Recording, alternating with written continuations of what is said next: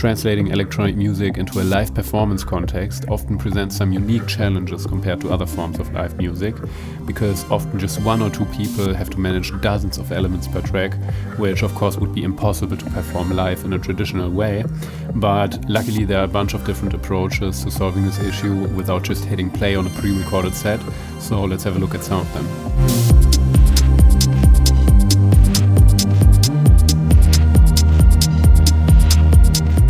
First big choice you have to make is how much you actually want to play and arrange live, and this largely depends on the kind of sounds that you're dealing with. Mr. G, for example, is arranging everything live, but all of the sounds are just static audio samples, and he can actually get away with just using an MPC and a Mackie desk to simply mute and unmute individual tracks on the fly. But this only works because it's a perfect fit for his minimalistic fusion of house aesthetics and techno functionality, which allows for this simple way of arranging tracks live without it ever feeling stale.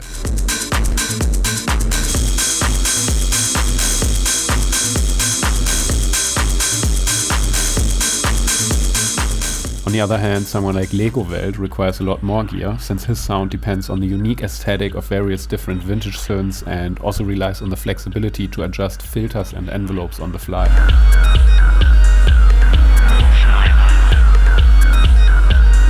I can go all kinds of way with, like, improvise a little bit or a lot. I use the electrics a lot and the bass station I bring always on the live gigs now. But I listen to a lot of digital dub, and I'm gonna use the mixer also kind of like dub style to put delays and everything on.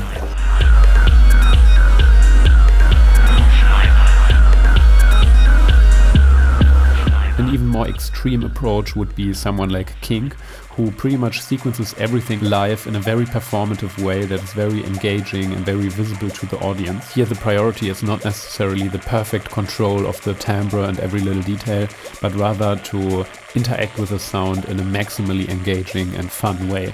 And this usually also translates very well into the energy of the audience, because he makes his process very transparent and easy to understand, even for a lay audience. He also continuously comes up with creative ideas like analog looping on a vinyl record using sticky tape.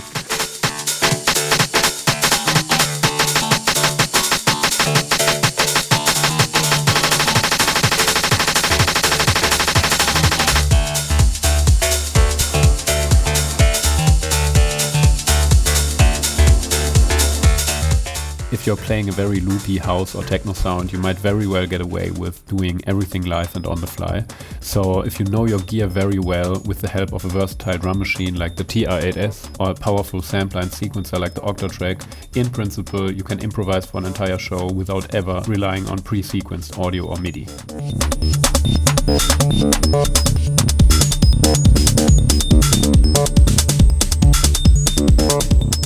But if you want a bit more of a controlled sound that is more reliant on complex sound design and detailed transitions, you pretty much have to opt for a more pre-planned approach. In my current live set with Jonas, for example, we have a pre-arranged audio arrangement consisting of most of the stems of the original production, and we just pick out a few elements that we actually want to perform live, and here we arrange the corresponding MIDI in sync with the backing tracks in Ableton, and this way we can focus entirely on sculpting the energy of these select few elements.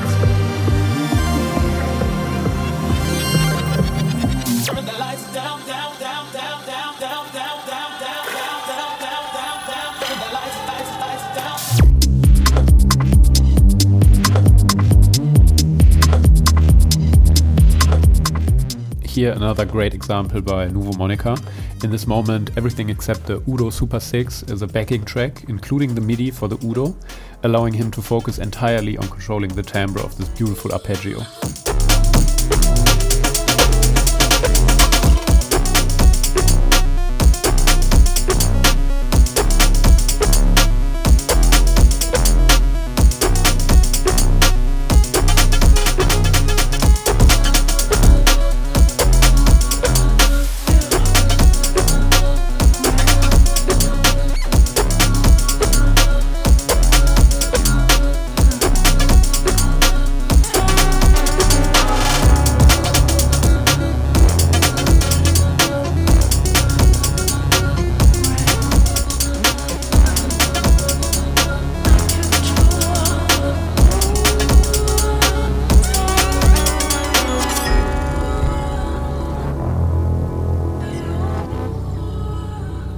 Another easy and fun way of interacting with pre-recorded material and making it accessible for live performances are Midi controllers.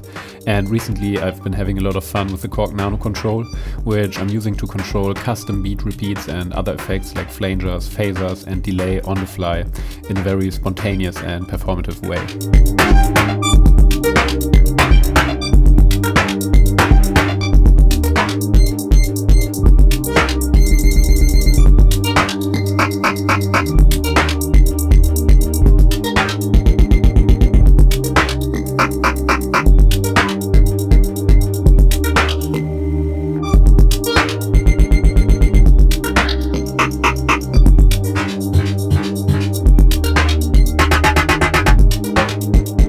So now let's have a look at how I actually set this up. It's actually 4 different beat repeats in Ableton with different timings.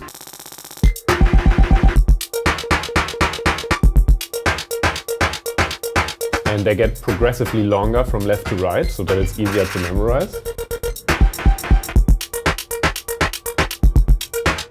So these are the 4 beat repeats. Then here I have an effects group, and as you can see, as long as I hold the button, the effects group is activated, and when I let go, it's gone. And the same goes for the beat repeats and everything else. And then I map the auto filter here on this button, on this poti. So this is always a fun move. And as you can already see, I can start to combine this, yeah?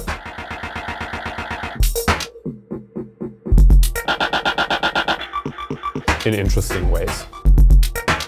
And then this group actually doesn't just consist of the filter, it also consists of a phaser and an RC20, but I don't actually control them, they're just there to give some flavor, to make it more complex and not just so simple and predictable. And then here I have 2 more effects groups. This one is a very subtle one, it's actually just a delay, I think. Yeah, but it has some built-in modulation here. So the filter and is moving, and is because of the big amount of feedback, there's some movement. And I put it behind the beat repeat so that when I hit the beat repeat, I can also hit this effects group, because now it's perfectly static. But if I now start to actually use the delay on top of it, now this once static beat repeat has some movement because of this built-in modulation here on the delay. Then lastly, here on this one, I have a spectral resonator, and here I'm also utilizing a fader, controlling the decay time of the spectral resonator.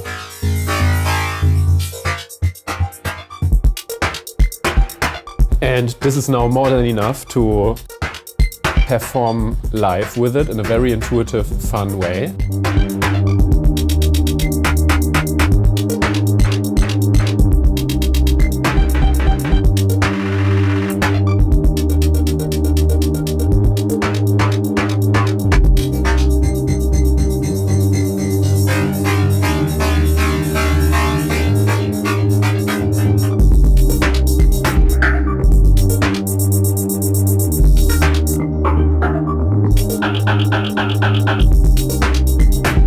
Yeah, you get the idea.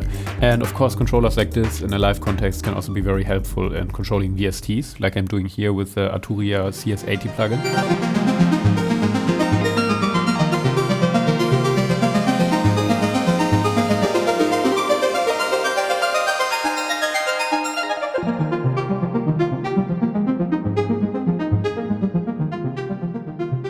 Another great MIDI tool for live sets, of course, are clip launchers like Archi's APC40 or Ableton Push. And since the APC40 also has faders, you can work in a similar way like Mr. G when he's arranging stuff with the Mackie desk.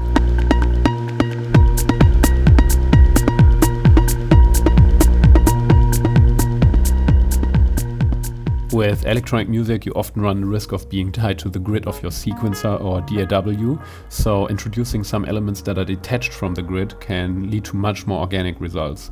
One of my favorite tools in this regard are tape delays that I don't sync to the tempo of the track.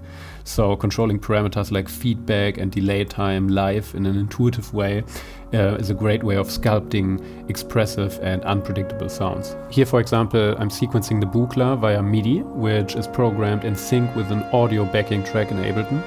And I'm sending it through a tape delay pedal, allowing me to focus entirely on the energy of the Buchla and the delay, while everything else is running on autopilot pretty much.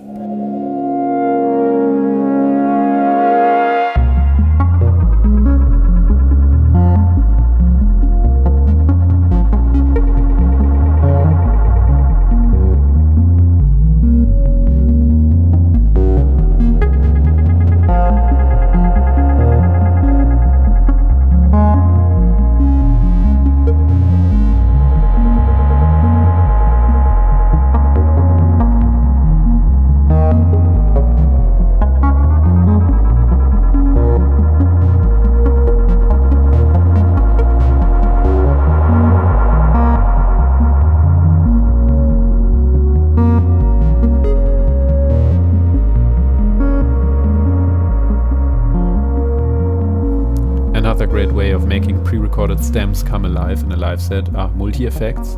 Here, for example, I'm just sending the drum track into the analog heat plus FX, and it gives me a lot of mileage when it comes to manipulating the sound in an interesting, spontaneous and fun way.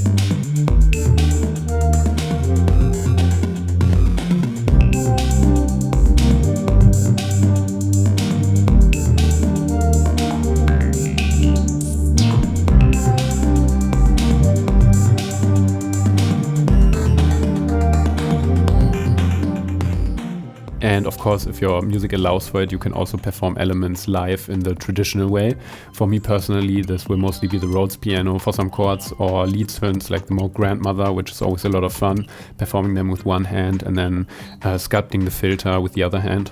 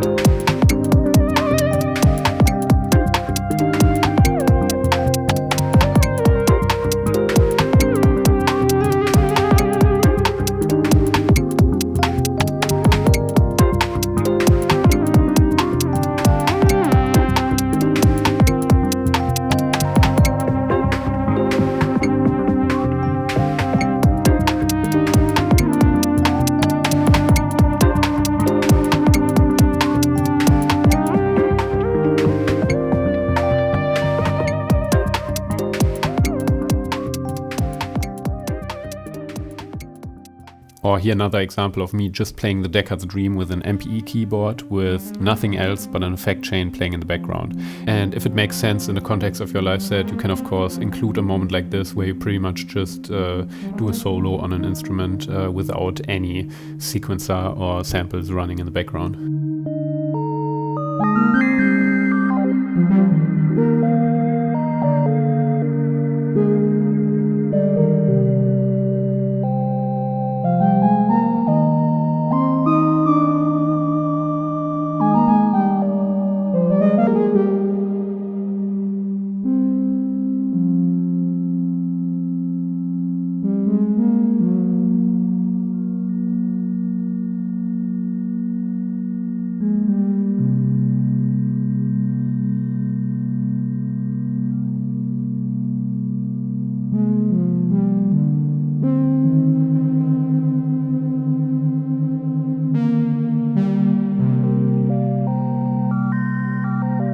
Another problem you're going to run into when playing electronic stuff live is that it's often impossible to recreate the same timbre of the original recording, unless of course if your original recording was done with either a VST plugin or a hardware synth with an ability to manage and recall presets.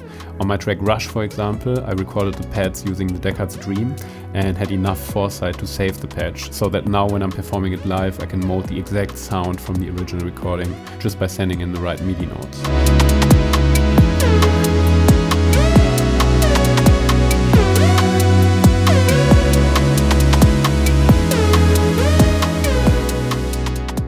But managing and recalling presets in the context of live performance can also serve a different function creatively.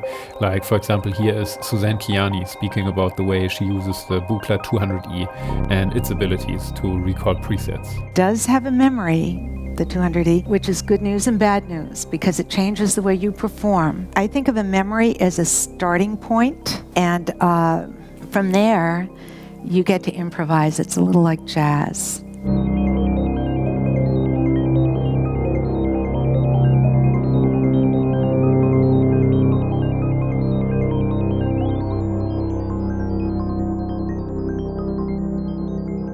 But of course you don't have to stick to a single approach, because what might work for one track might not be the best solution for the next. In one moment you might need a MIDI and audio backing track, in the next moment you might want to improvise completely, so feel free to fluently combine all of these approaches even within a single performance. A very impressive example of this is Floating Point's live set at Printworks. In some moments he is just playing a backing track with the drum machine.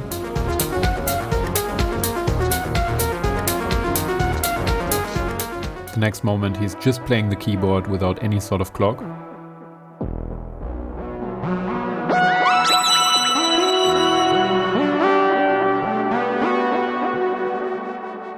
Then suddenly he's going in for a very risky, abstract, improvised modular performance.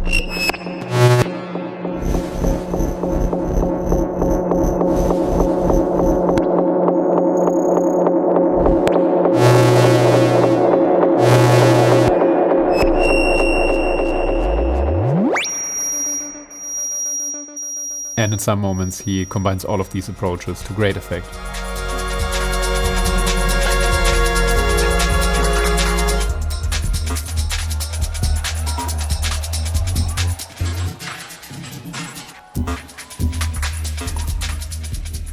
In terms of organizing your live set, of course, sky is the limit. If you have either infinite time or an infinite budget and extremely professional technicians, you can also take the disclosure route. All of their synths and MIDI controllers change presets and functionality completely automatically, so at any given moment, each piece in their individual 2 setups do exactly what is required for the track without any need to interact with Ableton, and they aren't even afraid of crashing laptops. The Ableton system and how it runs is pretty amazing. I didn't even know if it existed before or not, but they basically have 2 laptops simultaneously running, and you could literally pour a drink over one or shut it or break it and it would switch to the other one immediately without you even really hearing anything. You might hear a little that's it.